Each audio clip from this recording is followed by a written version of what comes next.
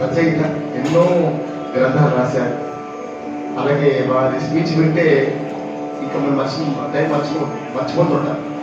మాకు వారు పాట బోధిస్తున్నప్పుడు ఉదయం నుంచి సాయంత్రం వరకు అన్ని బాడీ కెమిస్ట్రీ అని ఎగ్గొట్టుది.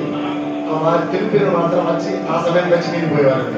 అంత అర్థంగా ఉండేది వాళ్ళు చెప్పేది, చాలా అర్థంగా. గట్లే గురుగారు చెప్పట్లు ఒకసారి.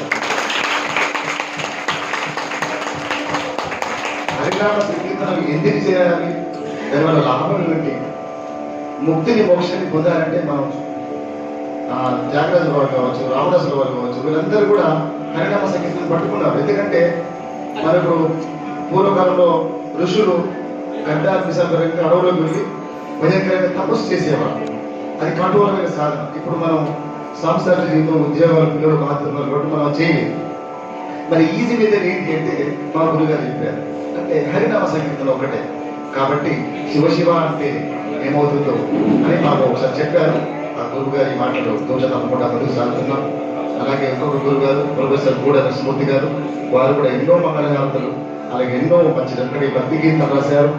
మనం భగవద్గీత నేర్చుకోవాలంటే చదవాలని నాకు కష్టం. దాన్ని ఈ భగవద్గీతను 18 అధ్యాయాలను పూర్వకథ రూపంలో ఈజీగా సులువుగా అందరూ పాడుకునే విధంగా వారు దాదాపు చాలా వేల రూపాయలు ఖర్చు పెట్టి దాన్ని డిజైన్ చేసి రికార్డ్ చేసి యూట్యూబ్లో అప్లోడ్ చేశారు. అలాగే మొన్ననే మంగళ మహోత్సవాన్ని ఒక 150 మంగళారతుల గ్రంథాన్ని కూడా వాళ్ళు వెలువరిశారు. అందులో చాలా వరకు కంపోజ్ చేశాను. మంగళారతులు రాపాట కవులని పథకాల్లో ఉండేవారంట. చాలా గొప్ప కవులు వారు, మంచి వాగ్గేయకారులు. చక్కగా వారందరూ రాసినటువంటి చిన్నప్పుడు చిన్న ఇలాంటి చిన్నపిల్లలప్పుడు వారు నేర్చుకున్నారు. వాళ్ళ అత్తమ్మడు తాతయ్యలు వాడుతుంటే వాటిని అన్ని సేకరించి సంకలనం చేసి నా గురువారు లాంటి మన హరికుమార్ లాంటి గురువారు పెద్దవాళ్ళతో వాటిని చూపించి వాటిని అచ్చువేయించి మన అందరికీ ఈనాటి రేపటి తరాన్ని అందిస్తున్నారు. గొప్ప సేవ గురువారు కూడా. ఈ రోజున ఇక్కడ మేము అక్కడికి రావడానికి అమ్మవారి సన్నిధిలో మిమ్మల్ని అందరినీ చూసి దర్శనం చేసుకునే భాగ్యాన్ని మాకు నరసింహమూర్తి సార్ గారు మాకు అందించడం ఎంతో ఆనందంగా భావిస్తూ, చివరిగా ఒక భజన మీరందరూ కూడా మాతో కలిసి పాడవలసింది కాదు కోరుతున్నాం.